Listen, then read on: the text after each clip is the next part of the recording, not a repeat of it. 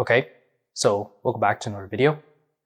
So here we have an infinite product from n is equal to 3 to infinity of n cubed minus 8 divided by n cubed plus 8. So something of a simple product series what we're dealing with, but it's actually easy when you look at things into another perspective.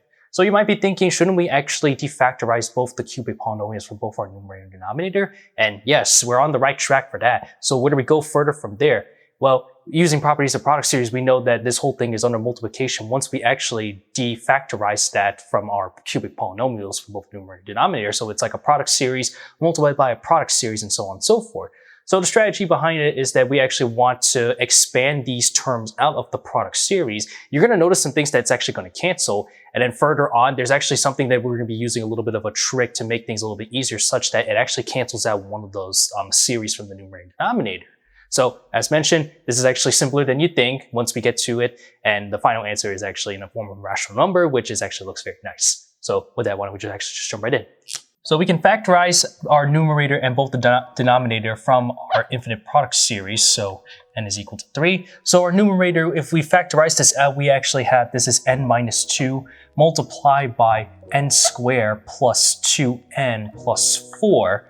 Okay, and applying that same method for the denominator, what we're going to have is n plus 2 and then divided by or multiplied by n squared, subtract 2n and then plus 4. As mentioned, this is a product series, so there's multiplication there. So with that property, we can actually just apply everything with the product series. So we have a product series over here. So first, a product series of n is equal to 3 of n minus 2, and then multiply with the product series over here. So n is equal to 3 of n squared plus 2n plus 4. Then under the denominator over here is yet a product series starting with n is equal to 3 of n subtract 2 or plus 2, and then multiply with the product series over here. N is equal to 3 of n squared plus 2n and then plus 4. That's supposed to be a minus actually, minus 2n.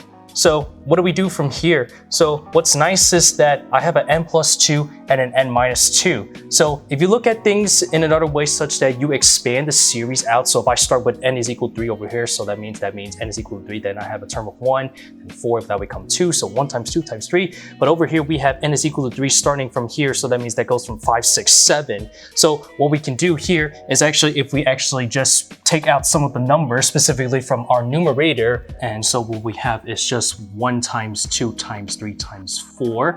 And then that will actually just leaves us with the new index starting at n is equal to 7 since we started from 3 and then we did 4 terms.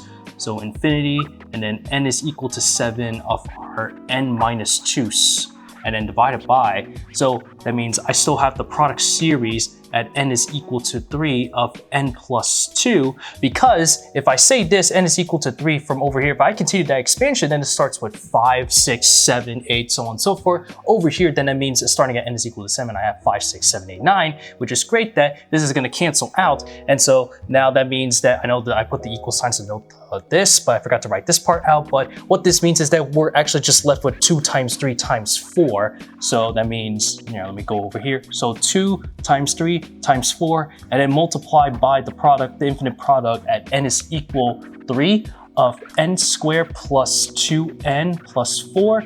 And then of course we still have our denominator over here. So that means the infinite product at n is equal 3 of n squared minus 2n and then plus 4. And then further expanding this out, I'll just multiply. So that means I have 2 times 3 is 6, times 4 is 24, and then so on with the infinite sum over here. So n is equal to 3, n squared plus 2n plus 4, and then all this being divided by infinite product of n is equal to 3 of n squared minus 2n and then plus 4.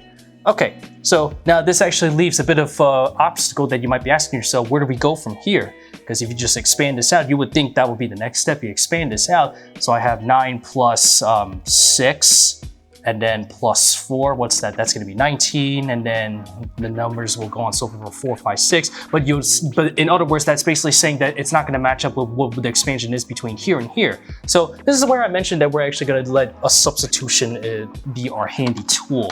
So now the next step, as mentioned, that we're actually going to do the substitution specifically for our index of the denominator of that product series. We're actually going to let n equals m plus 2. And if we set that that's the starting index 3, so that means m is going to have to start at 1 from the bottom. So that would have to imply that means, so let's see, 24. And then first, we still have our infinite sum from the numerator, n is equal 3 of n squared plus 2n plus 4. And then if I actually expand this out, so let me first write the product series form. So infinity, and then we have m is equal to 1.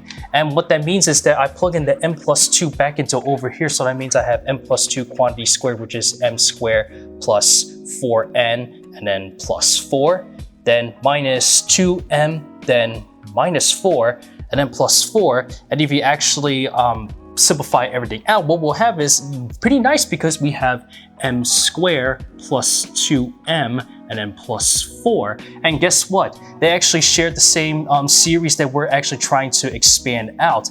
But notice that, of course, I had n is equal to 3 and m is equal to 1. Different indexes, well, in terms of the naming convention, but that doesn't matter because it's the expansion that's what makes the difference. What this means is that we can actually factor out from over here. So I have to evaluate the m equals 1 and m equals 2. Then everything from m equals 3, so on and so forth, we can actually just cancel that series from both the numerator and denominator. So what we have is that this is going to be 24 and then divided by, so if I cancel all this out, once I reach the m equals 3 term, so that means the denominator I have the terms I already expanded out, is that we're going to have 7 and then times 12. And if you simplify all this out, let's see, I have 24 divided by 7 times 12, that's what, 96. Simplify this out, you're going to get the final answer is indeed, as I said, a rational number of just simply 2 over 7. And with that, that is our final answer to this simple product series as it is. You know, it is simple when you look at things from another perspective, and the work is, you know, speaks for itself. So there you have it. So yeah, that's pretty cool if you ask me.